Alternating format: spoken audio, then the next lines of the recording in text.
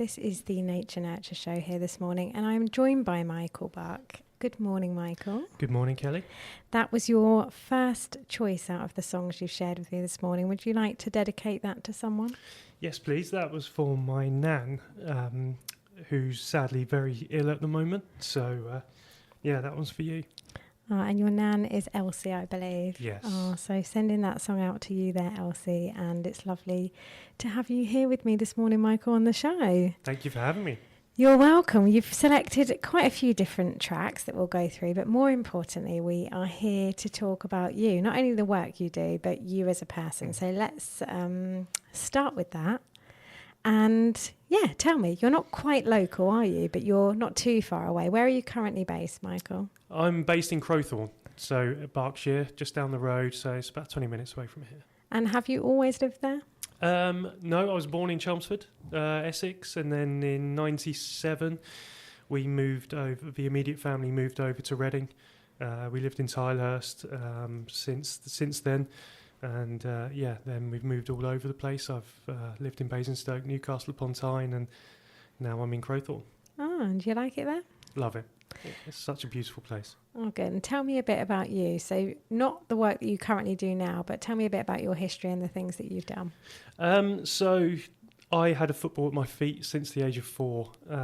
Growing up, I was every Saturday I was going to watch Dad play football in Dagenham, and just always around the football.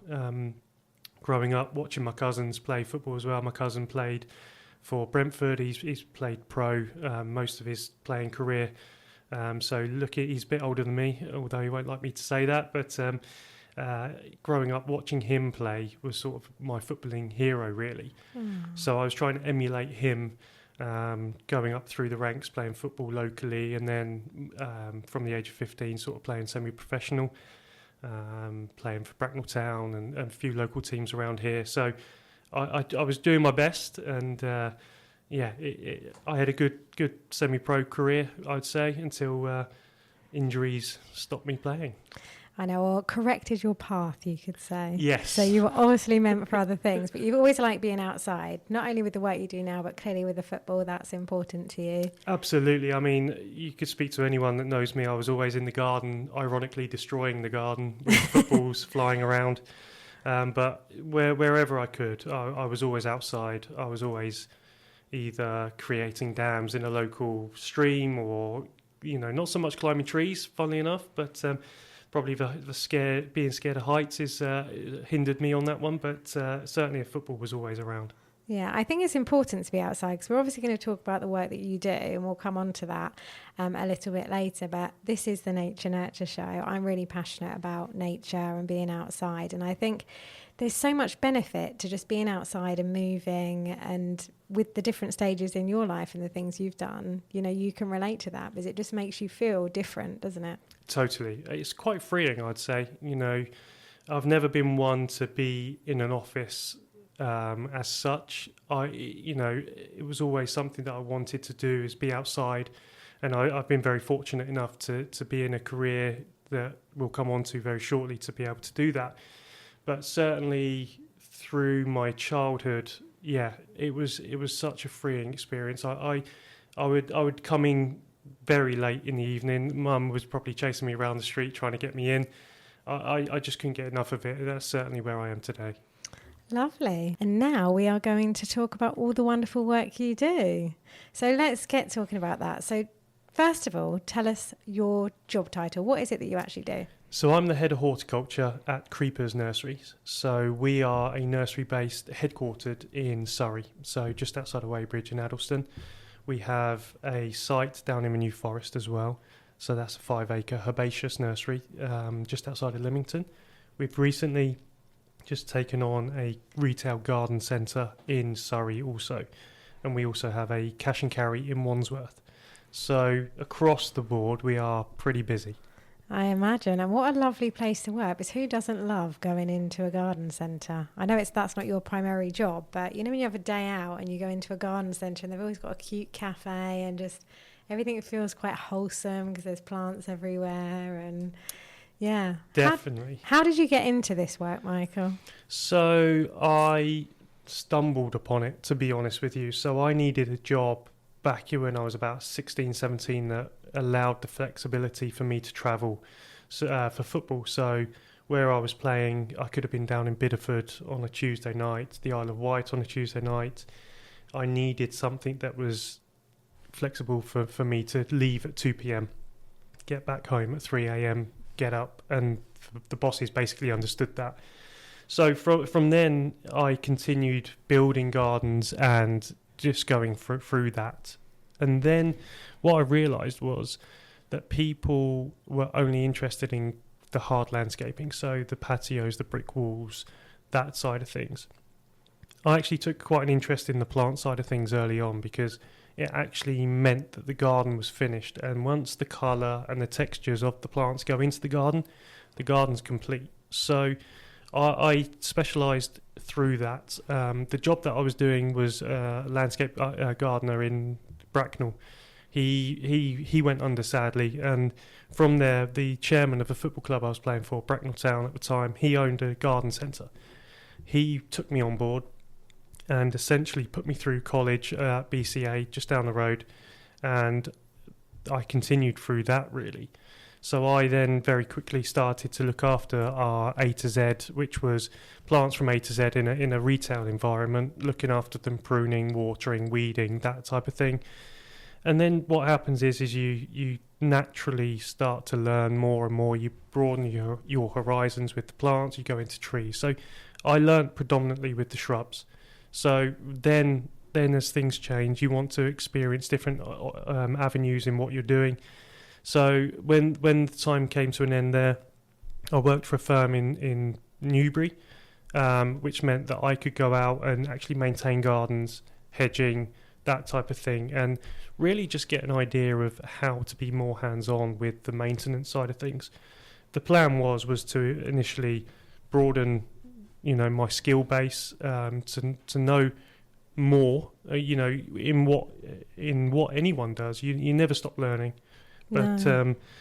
so that was where I went, really.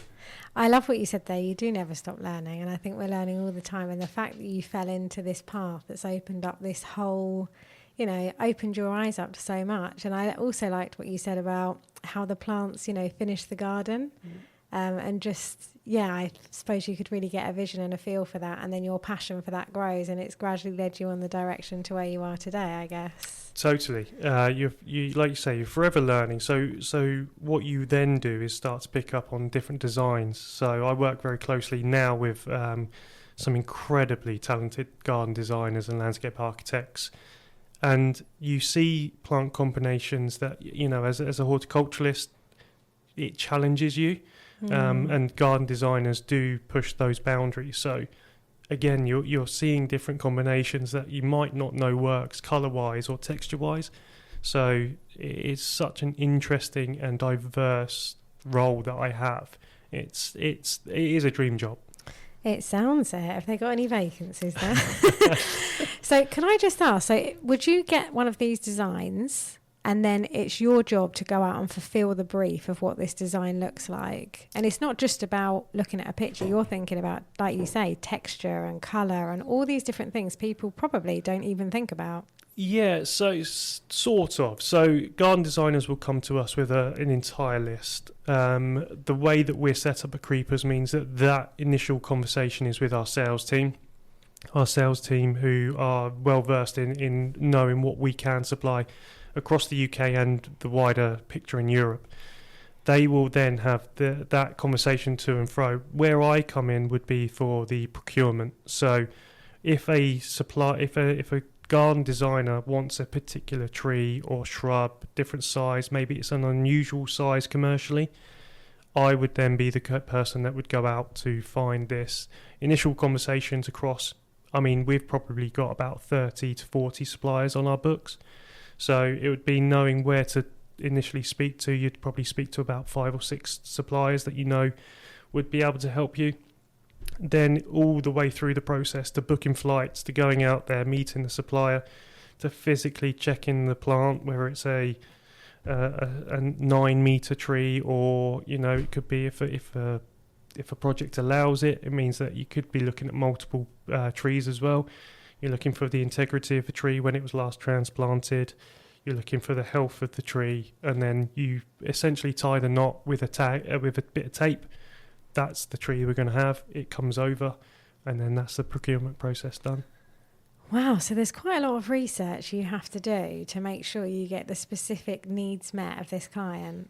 Yeah, there is. And what we have to do is also understand that the exact needs might not be able to be met because everything we're dealing with is such a natural product.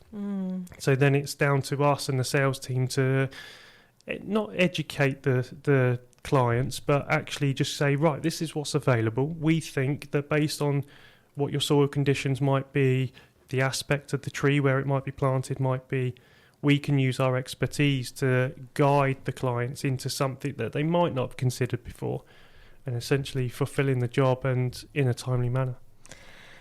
I love that. It's so important, isn't it? Because in life, there's this quote that I absolutely am living by most of the time. You know, if like a flower doesn't bloom, you fix the environment, not the flower itself. So I suppose you'll have different things that just won't fit for different people because that's how it's meant to be. So it's managing their expectations so that they have the plants, I suppose, that can bloom freely and grow to their full potential. Totally. And that's where I think the enjoyment comes into what I do also. You know, it's all lovely. I mean, travelling sounds more glamorous than it really is, unless, to be honest, you're travelling to Italy. Yeah. -10 in Germany when it's snowing is not too fun. But the challenge is that once you see something in a field, you might be going out on a trip with about 6 or 7 different clients in mind. You're taking photos, you're taking videos, you're FaceTiming, and that's the beauty of modern technology now. Yeah. You can almost instantly create that garden as you're walking around the hundreds of acres of fields for trees, and you can come back knowing that you've fulfilled the projects. And like you say, it might be something that you've not even considered before. Yeah. So the challenge is there, and that's one of the real things that I do enjoy. I suppose that's a real skill, actually, because you're having to open up your clients' minds, essentially, to other options, because in this world, we're quite fixed, aren't we? People want things, they want them now, they want them like this, but that doesn't always happen. So I suppose just making room to manage that situation, and you know, they can still have something that's beautiful, but it might not be quite as they imagined. And I suppose your job is to present them with things that fit that as well. Yeah, exactly. And where we are constantly in conversation with our supply network, we are constantly on the road. You know, we are like the catalogue of our suppliers. You know, it might be that if you considered this or this, and then you're educating the clients into something that they didn't think would exist, but it does. And then you go, okay, well, we can design that into another project. It doesn't work for this project, but I've got a project in 6 months that would work for this. So you're constantly evolving different designs as things come through. So yeah, it's good fun. Because there's so many things out there that exist that we just don't know, because we are always learning. And it's actually what I love about doing this show. Like, I meet so many different people, and like yourself, I never had a clue before today about the depth of the work that goes on into something like this. And I think many people don't, do they? There's so much happening out there that we just don't really understand, and we take for granted all the tiny little steps along the way. No, exactly. And I think from the moment we're contacted by a client, from the moment that vehicle arrives in our yard, I think it probably passes genuinely through about 20 people to get through. And that is the way that Brexit is now coming through. We've just entered a third phase of Brexit, which means that our vehicles are now being checked by a third party for biosecurity reasons. So once that comes through, the time frame on this is 2 weeks generally from the time the order's placed to the time the tree arrives. But it's frantic in between. Yeah. So there's a lot of things going on in the background to make this work. So lead times on projects must be, I mean, obviously there's got to be some sort of thing you're working to, but could that be, I suppose, depending where the plants and the trees and the things you need to source are, that could take quite some time, could it? Yeah, so some lead times could be 2 years. Yeah. So I could take a client out to Belgium, Germany, Holland, wherever. We could tag the trees. The project's probably not even broken ground yet. So the garden is still a mess or whatever it is. They have to rip it out. They have to do everything, and then the trees can come in. So on some of the projects, with the vast projects that we do and we're involved in, that could be 2 years. God, that's amazing. I want a project on my garden. We're going to talk about some of your adventures after this next song, which I'm looking forward to hearing about. But up next, we have got Spirit of the Radio by Rush. Tell us why this track. This is for my dad. So he's very into his rock. So this one's for you, Dad. And what's your dad's name? Ian. Ian, this one is for you. It's 10:37. This is Good Morning Marlow. I'm Kelly Saward, and I'm joined this morning by Michael Buck, and we are talking all things horticulture and much more, because off air just now we were talking about Marlow, weren't we? Because although you're not local, you've got a real love and passion for football, and you used to play against Marlow, I hear. Yes, we had many battles here when I was playing for Bracknell Town. Oh, nice. Yeah, nice local derby. And an old teammate of mine, Mark Bartley's the manager. He's been here for forever. He's part of the furniture here, so he's doing really well. So it's really good to see. Oh, so he's still here now with Marlow? Yeah, he's been here. I mean, forgive me, Mark, if I get this wrong, but probably about 12, 13 years. It might be longer. But yeah, an old teammate of mine, like I say, so it's really good to see that he's doing so well. Oh, that's nice. So this must be a bit nostalgic coming back. It is, although we never really had much to celebrate coming this way. Marlow were always quite strong, but yeah, it's always nice to be back here. Oh, good. So tell us about any of your favourite memories with football before we go back to the plants, Michael. There's two that stand out for me. One was playing for Bracknell Town. We were playing in the Berkshire and Buckinghamshire Senior Cup, and MK Dons came to Largers Lane, where Bracknell used to play before they moved to Sandhurst. MK Dons, always to me, sorry to interrupt, sounds like they're kind of like a bit more higher level than other teams. Not that they are, but it's like MK Dons, you know? It's quite an unusual name. But we were playing, obviously they're a professional outfit. They were League 1 or 2 at the time, I can't remember. But it was a day after my granddad's funeral. We played them, and we were the minnows by a country mile. Obviously, you know, semi-professional outfit. These guys were, even the reserve team, they were a professional outfit, super fit. And we played them on a very, very wet, cold Tuesday night, and we beat them. We beat them 1-0, and in the 4th minute, I was the goal scorer. And I didn't really score many goals, but I put it into the bottom corner, and I cannot tell you how hard I defended after that. It felt like 2 days of playing against these guys. It was the hardest game of football I've ever played. So and one you'll never forget. One I will never forget. Yeah. And what was your other story? So playing for a team called Cove down in Surrey. We were playing away at Guernsey. They flew us out. On a Saturday evening we were playing, and we flew in early morning. We had the day just to chill out, really. It was almost like being a pro. You know, you're having your naps, you're having your food. You get on the coach, they put you on a coach into the ground, and then as you're getting closer to the ground, there was 1,500 people watching this game. Oh. It felt like the entire island was at the game. It was being filmed for ITV Channel Islands and things like that. And this team were full of absolute brilliant players. They were superb. And they hadn't lost at home for like 3 years at the time. We'd gone out there. It was just us. It was a skeleton squad. There was 15 of us. We called ourselves the Fantastic 15 after this. And even to this day, we still catch up and we talk about it very fondly. But we beat them 2-1. And it was just the most amazing evening. Saturday night, like I said, under the floodlights. If you've ever played under the floodlights, you'll know what I mean. There's nothing beats it. And to beat them in front of their own crowd and to get clapped off by 1,500 people was a really special time. It sounds it. And personally, I have never played under floodlights. Who's to say I won't? I mean, we're all limitless, aren't we? But I think is what come through for me there is that people never forget the way that you make them feel. It's not like words and things. And I've really noticed in that the older I get. And it's that feeling. You can still probably connect to the feeling of that moment, just feeling alive in that in that space. And you can tell the way you're talking about it. So I know other people can't see you, but it was obviously a very fond moment. It was amazing. And you know, whenever I catch up with some friends that we were involved in that game, we do talk about it incredibly fondly. And like you say, the feelings that you have through that moment, the pain, and you know, when you're going through the pain barrier of the last 10 minutes of a game, you're exhausted, you know, to get that final whistle and that relief. And there's pictures of us hugging each other, you know, individually, you know, 2 or 3 of us holding each other. It was just amazing. So that will stay with me for a very long time.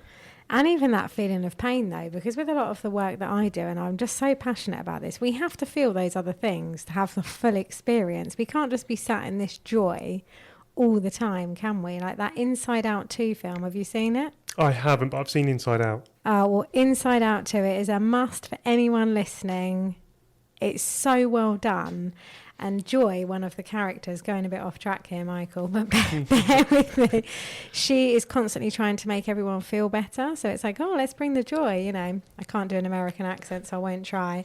But all the other feelings are suppressed because, you know, we think we need to feel this joy. But actually, the little girl, Riley, in the movie, when she starts to feel all these things and, you know, all the other things come up like the pain and you get the full experience, you're able to move through it. So even with you with the football, it was one of the greatest memories you've had, but you'll remember the pain you felt and how hard you worked. And that's all part of it too, isn't it? Totally. It makes everything sweeter.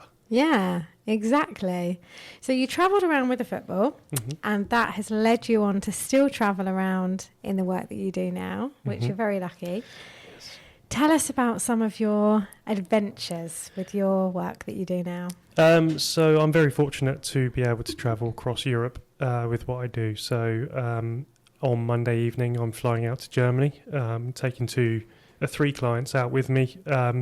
Very lucky to say they're friends of mine as well, so we'll have a great time. But we're going to go and choose some trees for Chelsea Flower Show for May next year, so we're going to go and do that. But I've been very fortunate to be all over the place. So I've been to Sicily. We've been tagging for Chelsea Flower Show in Sicily, which was an unbelievable experience. The nursery is the biggest employer on the island. They have a 5-star boutique hotel on the nursery. So you're surrounded by production nursery with Mount Etna behind you, the Mediterranean in front of you, a very nice swimming pool, beautiful restaurant. So they do look after you when you're out there. You said this isn't glamorous, I think. It sounds quite nice to me. Yeah, that's glamorous. That's the glamorous side of things. But when you're going into Germany...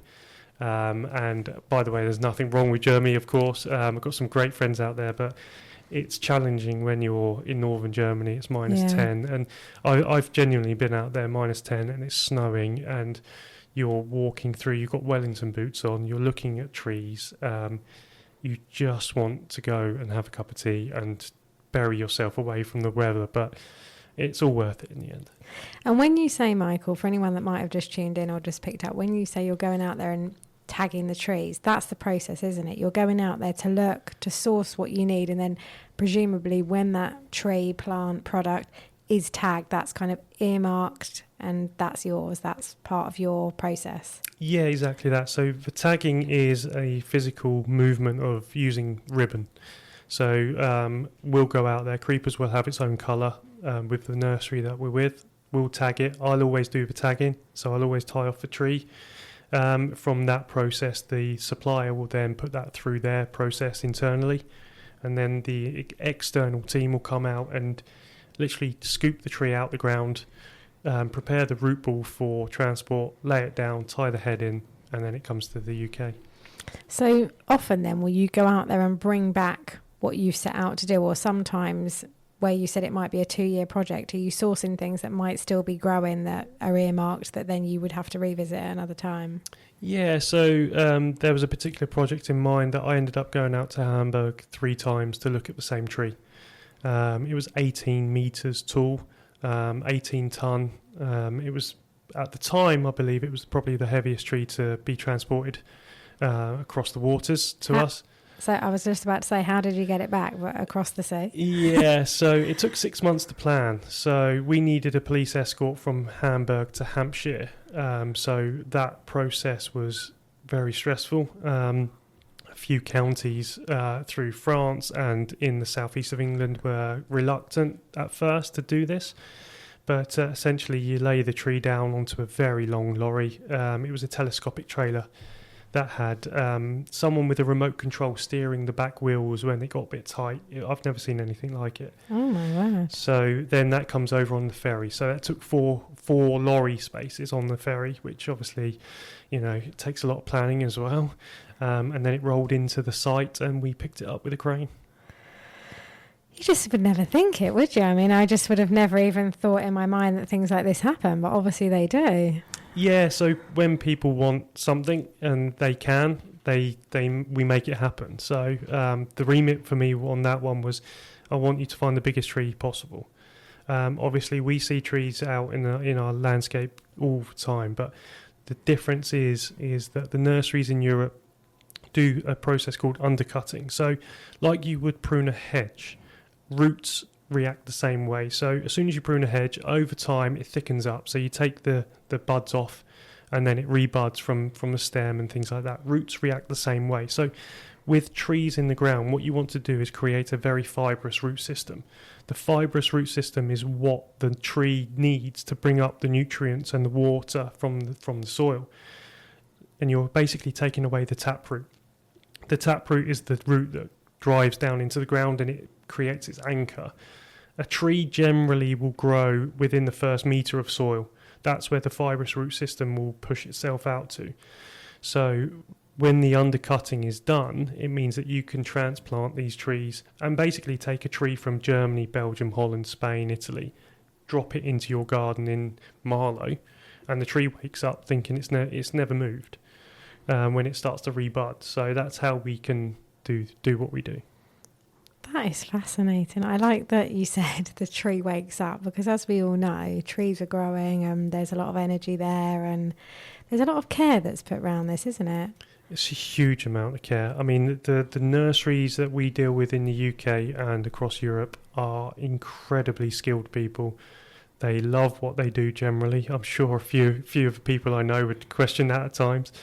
But the industry that I'm very fortunate enough to work in is such a wholesome industry on the whole, where people are always willing to impart their knowledge as well. So, I've made plenty of mistakes in what I do. That's how you learn.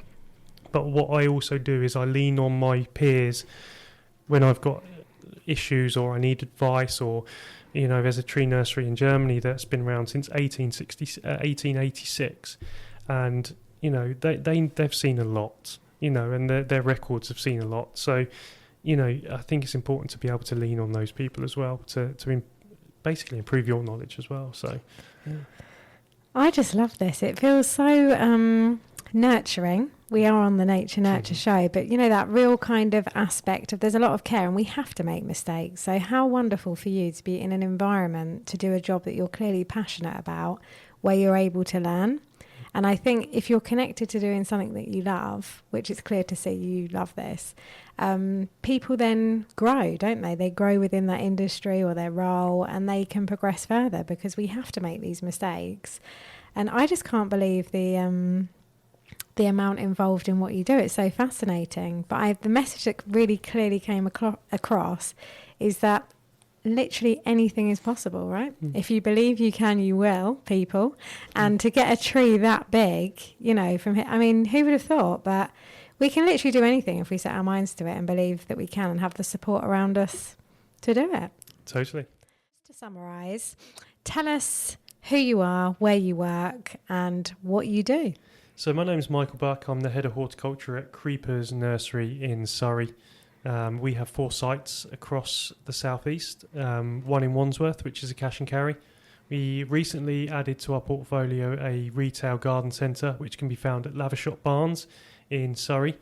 We have our headquarters in Addleston, and we have a 5-acre nursery down in the New Forest, which is beautiful. I imagine, the New Forest itself is just a healing space to go through. Driving through and having those horses just, It's lovely. I have been on the nursery before and seen a donkey being walked up the nursery where Mark and Camille, who run the site, Camille's the sister of the two brothers that run Creepers, was looking after a donkey for a neighbour. And he was about 30. He's about my age. He's about 36.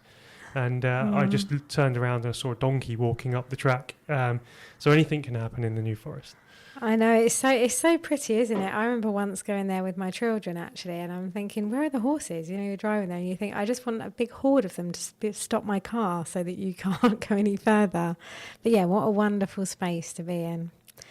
So you do some fascinating work. It's not what it says on the tin, is it? There's a lot more to your job, as we've been finding out, and I've been finding that fascinating, but also just how healing it is to be outside, because this is the Nature Nurture Show, and as we know, just being around trees is healing in itself, isn't it? We can connect with our senses. I loved what you said about uprooting these trees and them just kind of, you know, so carefully being done, because, you know, they feel and have energy and all this stuff, and they can just replant their roots to grow in a healthy environment. That's quite magical, isn't it? Yeah, and on from that, there are a few books that have been published where people have actually researched that trees talk to each other as well via chemical reactions. And so a woodland that you could be walking through Burnham Beaches today, everything's connected underground. Through the root systems of the trees, through the root systems of the mycelium, so all the mushrooms and the fungi that are through the woodland floor, everything is connected. That is my favourite thing you've actually said all day, because I feel we are all connected. And I watched this video once about mushrooms. You know, when you put the frequency thing on to a certain level that we can't hear with our open ears, but they're singing to each other, these mushrooms, and the sound waves and everything. I mean, it's fascinating, this planet, isn't it? So I've actually heard things like this with flowers as well. So at Chelsea the last Chelsea that's happened, there was a guy that was doing this also. So yeah, there are frequencies that are bubbling away that we can't hear, that is showing that everything is very much alive. I know, and we are going to pause in a moment because it's coming up to 11:11, which is an important number, and we're going to have a mindful moment together here. Close down your eyes, but you can if you want to, because we're just going to pause for a minute, find that deeper connection with ourselves, and just take a moment to tune into your own energy. So if it feels comfortable, just notice where you feel your feet on the ground, wherever you are right now. Obviously, if you're driving, might I add, don't do this. But if you're not, just slow it down and just notice where you feel your feet connected to the floor, your own roots essentially just rooted to the ground, just feeling your connection and just noticing how your body feels today. Just listening into what's going on for you. Maybe just connecting with where you feel your breath, because we're breathing all the time anyway, so just simply noticing your breathing, just where the air enters your body and when it leaves again. And just notice how you feel, just taking this 1 minute pause out of your day. And now just expanding your awareness from inside your body. Just checking in with your senses. Noticing again how your feet feel rooted to the ground, your connection with your seat. Noticing what you can hear outside of my voice. What you can smell. Your sense of touch. Feeling the material of your clothes. And then just getting ready to reconnect with the sense of sight. If you want to, just blinking open your eyes, or if you're just listening in at home, feel free to keep them closed as we move into the next part of our show, where we are going to be talking all things Chelsea Flower Show next. So I'm joined by Michael Buck. He has been sharing some wonderful insights into the work he does not only are trees all connected, we are all connected. We're discovering some magic moments here on Milo FM this morning. And we are now going to talk about your adventure, Michael. So tell us one of your favourite stories about Chelsea Flower Show, because you're involved in that as part of your job, aren't you? Yes, I am. So this was about 7 years ago maybe. I thought I was having a year off from Chelsea, but a good friend of mine, Dr. Catherine McDonald, is a very, very good garden designer. She was working, the sponsor of her garden at Chelsea was Seedlip. So quick background about that. They were the first non-alcoholic spirit to be produced. So they sponsored a garden at Chelsea.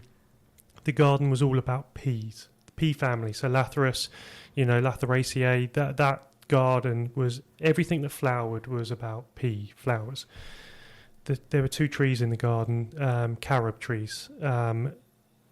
Unfortunately, Catherine was let down quite last minute, so she rang me very panicked. This was a week before the show opened, and essentially being let down meant that she had 2 big spaces in her garden that needed to be filled.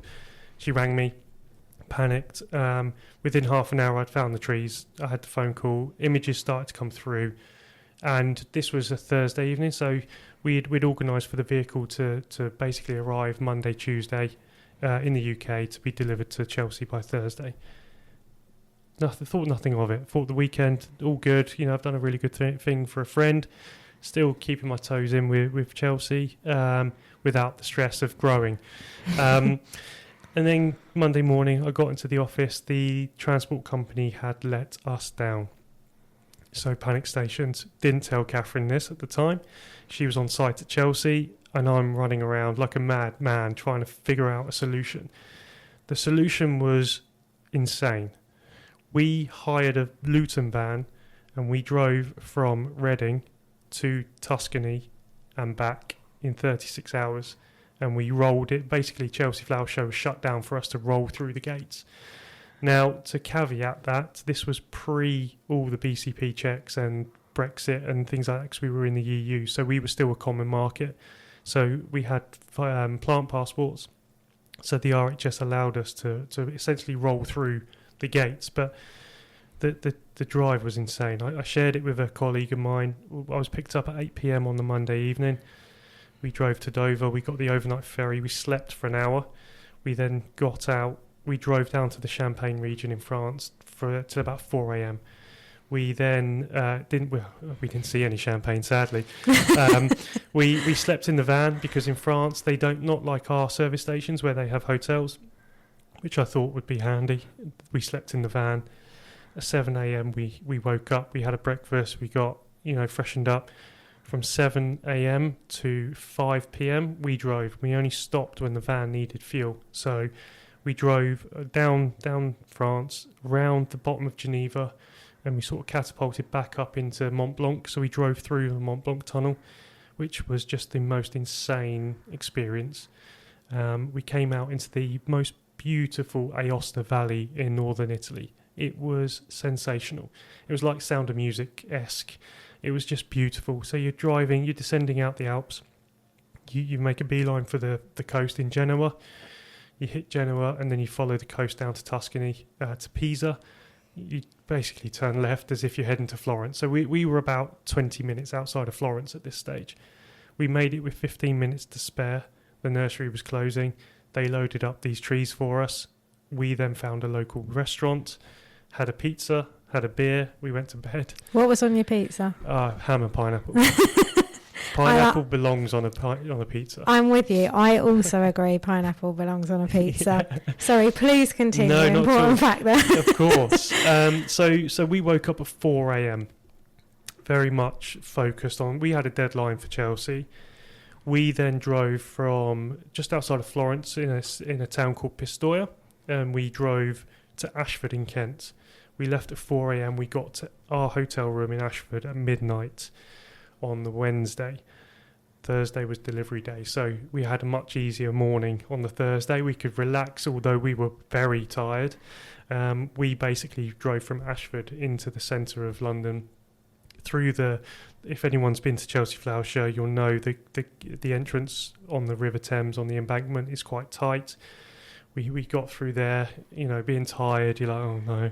But we got through, and as I say, the showground was stopped for us. Now, the showground is 11 acres, probably, I don't know where anyone could validate this, but it feels like there's about 10,000 people on the site, all, at the top of their game, contractors, the horticulturalists, all there. They all basically stepped aside for me and my colleague to drive through and for these trees to be unloaded. So I remember distinctly getting out the van, having a big hug with Catherine, opening the back. The contractors, I didn't touch the trees then, the contractors who are very skilled at lifting trees in a certain way took them out, and I remember watching them being craned in because it was so late in the day. Judging was on the Saturday, this was the Thursday. Everything had been built around these trees. All the planting was done, the garden looked insane, it was beautiful.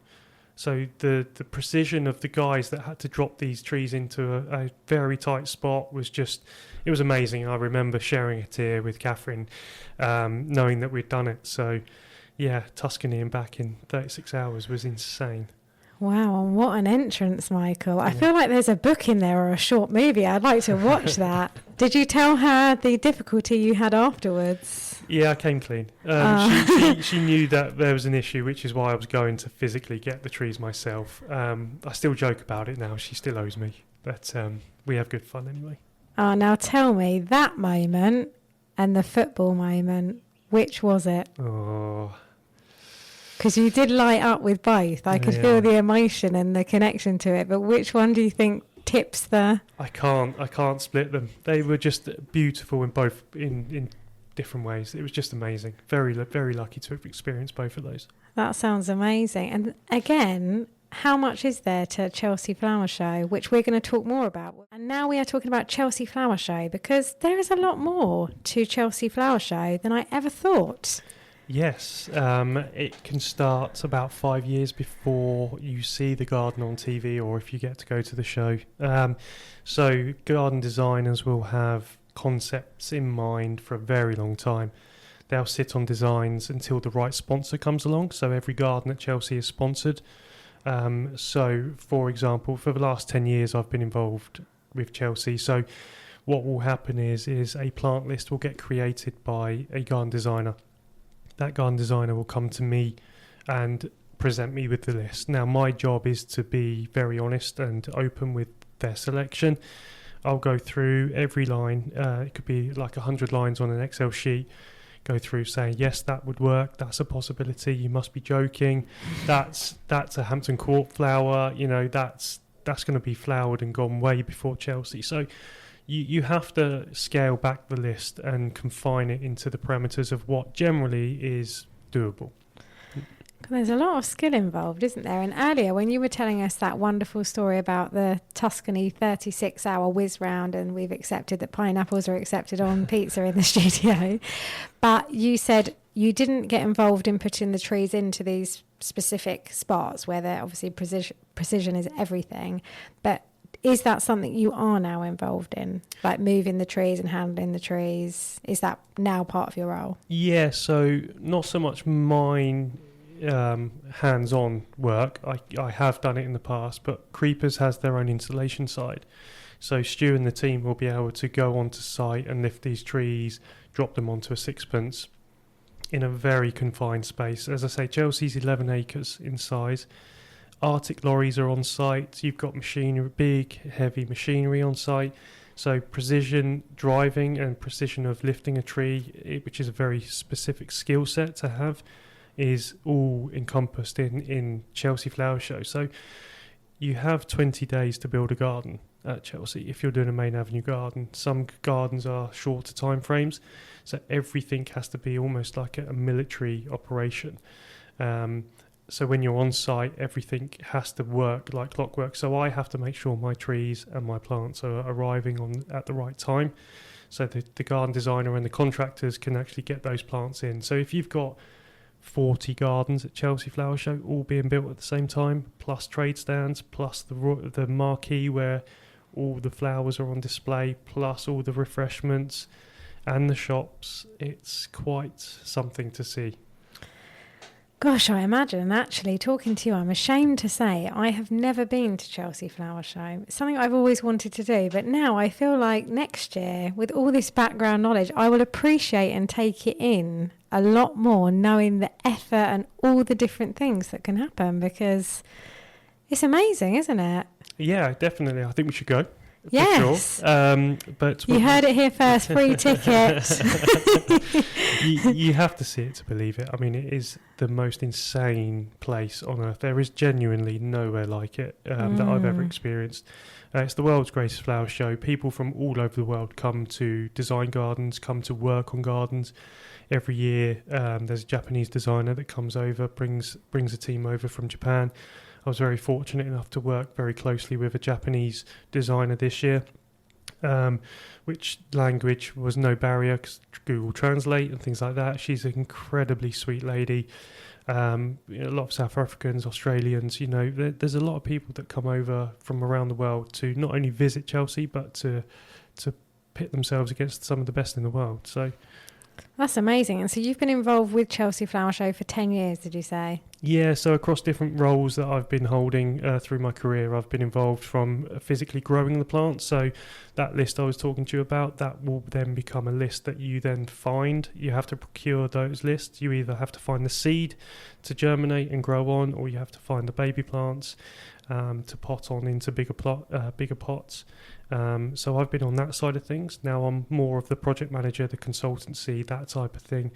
With our new forest nursery down in Leamington, Mark and Camille and the team down there run the growing of the Chelsea day to day, and I'm down there once a week to oversee any technical issues that we might be encountering.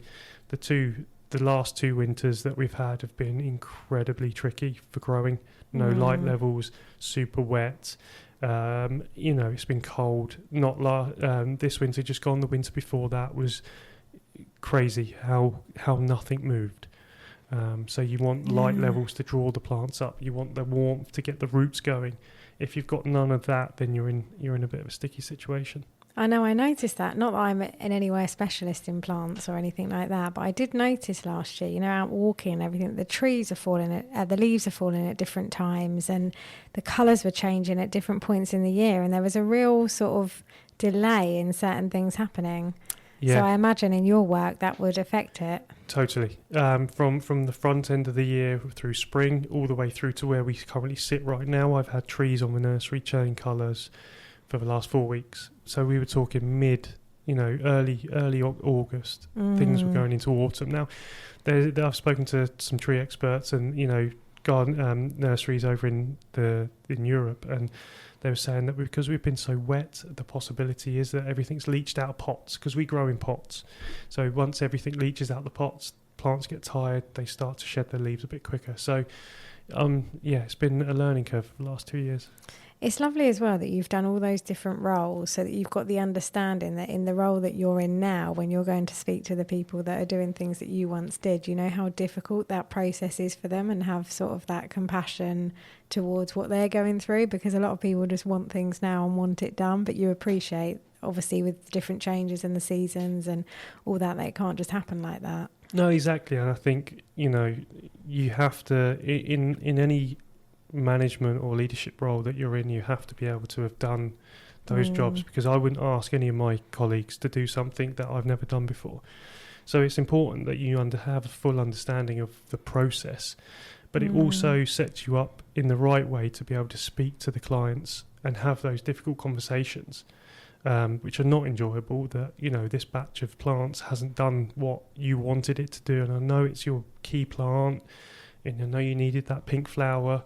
But again, like the trees, you have to come up with a plan A, B, C, D, E, F, G. It's as simple as that, because Chelsea doesn't wait for anyone. Nature is a difficult beast to tame. We all know that. So you have to be able to work with her and make sure that the results that you're getting are ultimate and world class. So it's a really tricky situation to be in sometimes.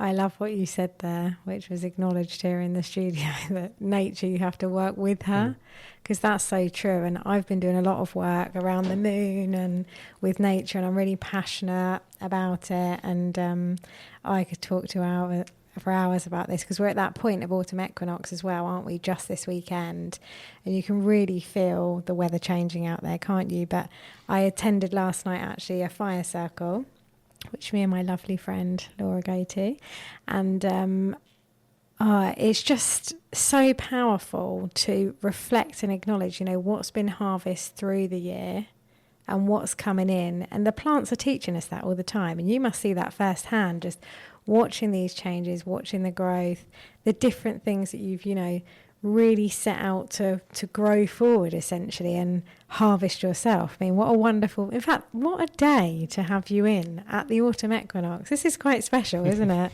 Yeah. This is lovely. But yeah, so I think it's fascinating. You introduce what we're going to talk about next. So as a responsible sourcer of plants across Europe, we are dealing very much with biosecurity. So as a nursery, and since Brexit, we have been working very closely with DEFRA and APHA, which is the Animal Plant Health Association, to make sure that what we bring into the country is safe, and what we bring into the country is from responsible and proper growers across Europe. So that's been going on since Brexit.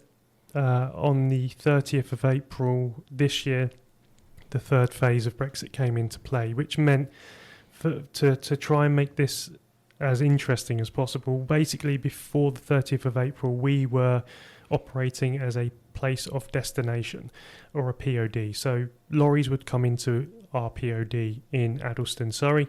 We would unload. We unload about, on average, in our busy time, 9 Arctic lorries a week. Wow. So we import a lot of plants.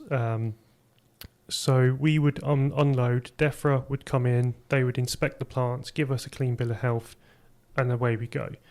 The way that things have changed more recently has meant that we are now at a border control post. So the government have put BCPs in across all the ports across the country, including airports and things like that, which means our vehicle now comes into a BCP. It gets opened up, it gets checked, it then leaves and comes into us, and we move on like normal. There are a lot of issues that are coming through this at the moment in time. We had a lorry and a driver held for nearly 2 weeks more recently, which has proved very costly. We are working to obviously make sure that this never happens again. We can't afford as a business, and we can't afford as a country with the industry to go through this again. So I know, having spoken to a lot of other nursery owners and things like that recently, they're very much on the same page. So myself and the MD are going up to Birmingham tomorrow. We're going to the Horticultural Trade Association conference, where DEFRA will be sitting. There is a Q&A session there. We essentially want to come to a solution where it means that, yes, we are so serious about biosecurity in this country. Everything that comes over has a phytosanitary certificate. So the place of origin, which could be Italy, Spain, Belgium, Holland, their authorities or their local DEFRA will sign off those plants to make sure that they have a clean bill of health. When it comes to the UK, we do a secondary check. Obviously, we're an island.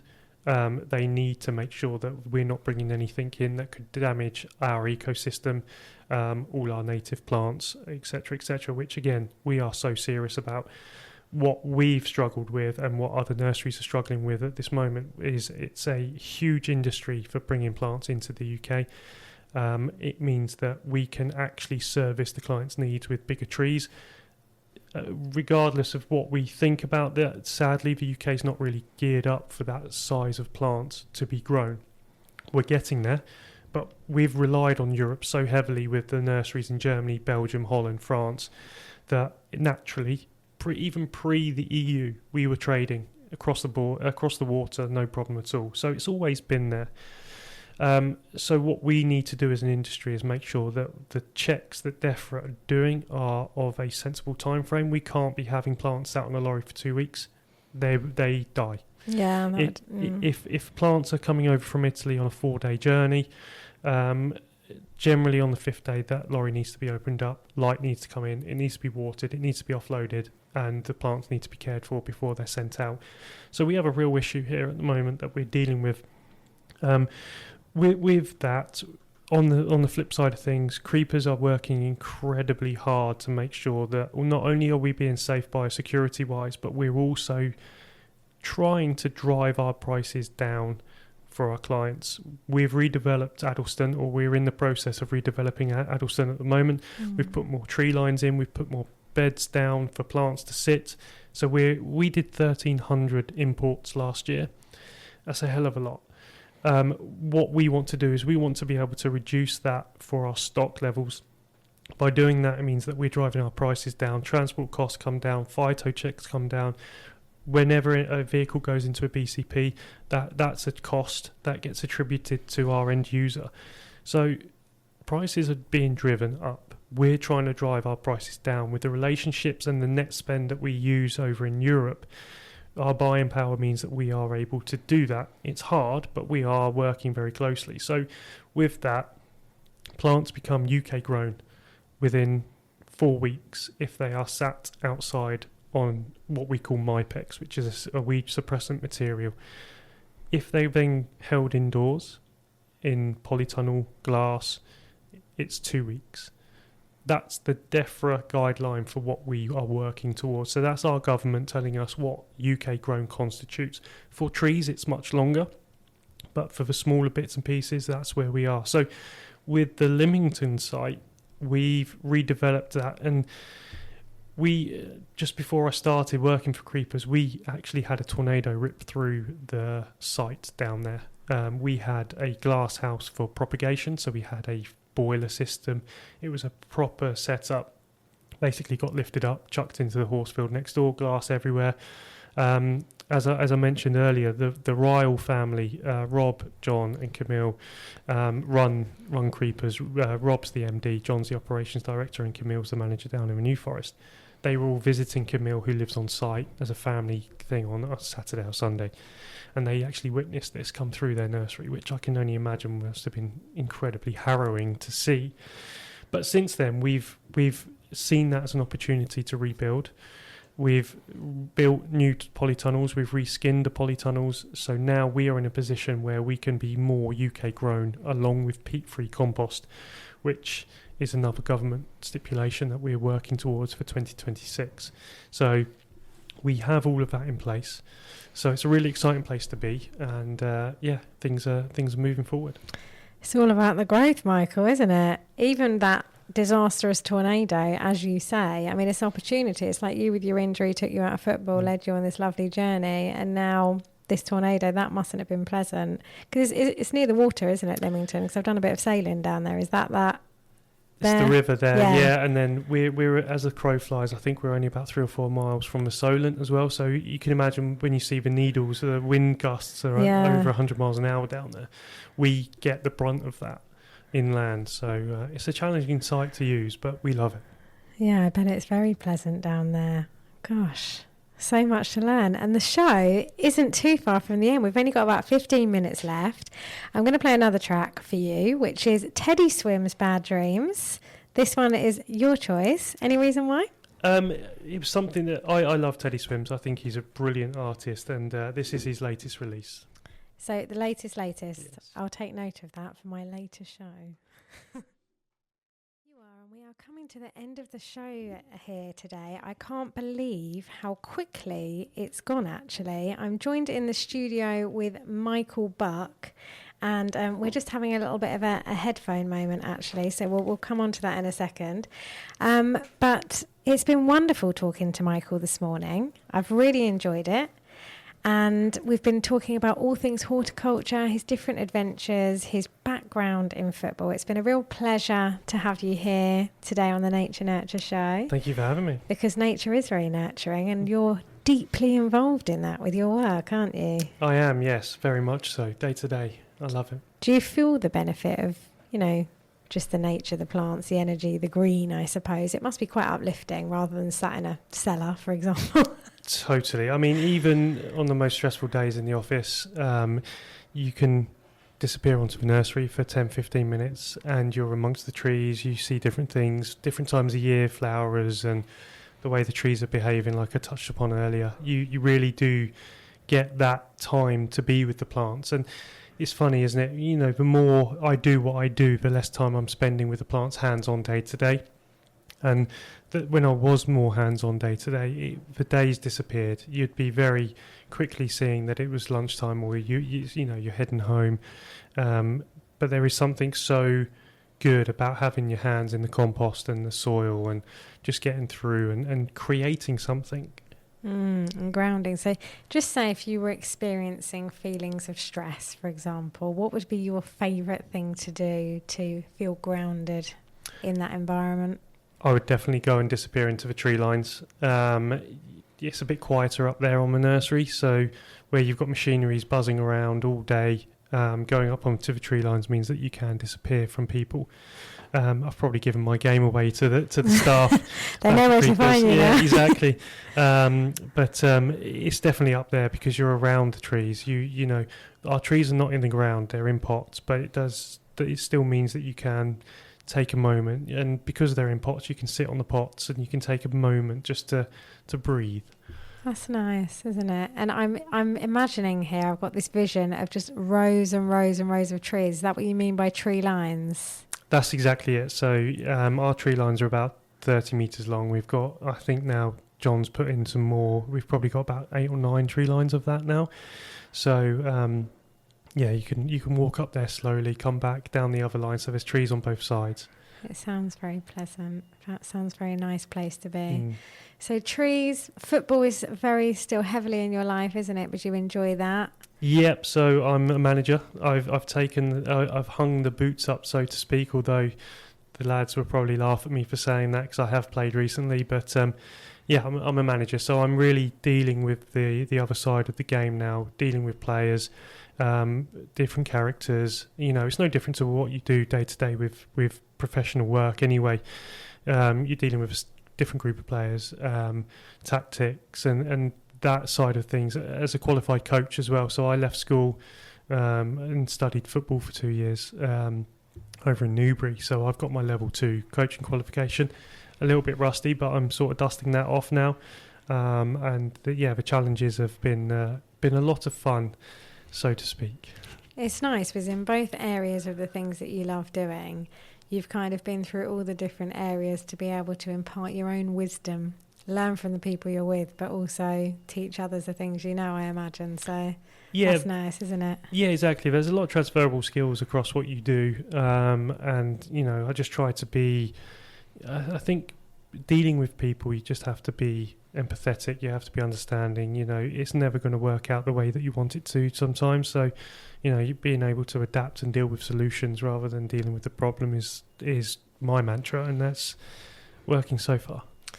I love that. I think transferable skills are key though, aren't they? I mean, I love doing this. I absolutely love being in here, mainly because I've always just loved talking to people and having an understanding about who they are and why they do it and what they do, and just always learning. It's just great fun. No, exactly. And certainly in what I do, similarly to that, across different countries, across different roles as well, you do meet a lot of people that, you know, some of the things they tell you about is fascinating. Yeah. So yeah, being able to talk to people, you must enjoy that here, talking to different people, and yeah.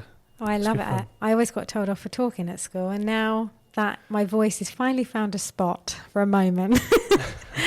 But yeah, we haven't got long left of the show, Michael. So wrapping up the show, tell us who are you, where we can find you, tell us your Instagram, your things like that, any shout outs, any last parting words you'd want to leave our listeners with? Yeah, of course. So I'm the head of horticulture at Creepers Nursery.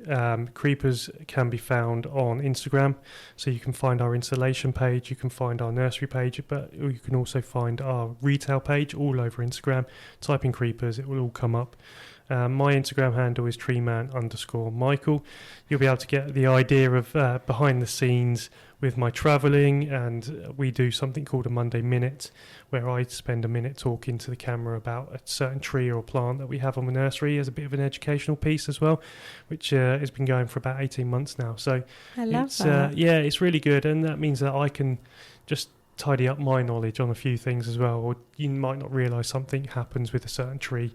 So that's a really good way of doing it. But in terms of a shout out, obviously everyone at Creepers, And the friends, we were off to Birmingham on Friday for a golf tour. So there's a few lads that are going up there, and I'm part of a team called the Deschambros. So that's a shout out to those guys. Not so worried about the other team, but they'll find that quite funny, I'm sure. But and to my family and to Laura as well. And it's been a real privilege being here, Kelly. So thank you very much for having me. Oh, I have absolutely loved it. I mean, that story about the 36 round trip to Tuscany, I thought that was, I'd quite like to do that adventure. You know, when you're thrown under pressure into a thing, something you wouldn't plan, but they're often the best things. You know, like if you're going on a night out, you really don't want to go, but they're often the best ones. Couldn't agree more. I just wouldn't do it in a Luton van again. No. Yeah, that's very true. So there was something that I was going to ask you, and it's completely gone out my head, so it's obviously not meant for today. No worries. But going forward with your work, how does that look? Is your role evolving, or are you just developing in the position that you've got, you know, within just learn? I suppose plants are always changing, so you must be learning new things about the environment and nature all the time anyway, right? All the time. I mean, the last 2 years have been the trickiest years for Chelsea Flower Show by a country mile. The seasons are changing. We're noticing that things are different. Things are cooler, then they're hotter. So, for example, in March, I was cutting flowers back because we were so warm. Then in April, someone turned the lights off. We had the dullest April on record. So you have to be able to adapt. So you're always expecting the unexpected with plants, always. A plant, you could plant a row of hedges, 5 plants in 100 metres of hedging could fail, but you don't understand why. So you're constantly evolving your knowledge. You're constantly trying to keep an open mind about what's possible.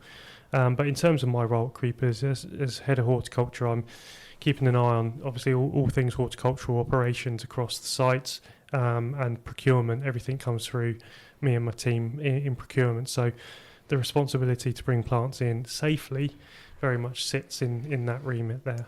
Oh, well, Michael, it's been an absolute pleasure. I've loved talking to you. Thank you so much for coming in. If anyone wants to find out about Michael, do look him up. Tree Man Michael. Anything under the creepers, they'll see you anyway, won't they? So that's brilliant. It's just been wonderful to have you here. Going to shout out again to your beautiful Nan because you're seeing her later. So wishing you and all your family well with that.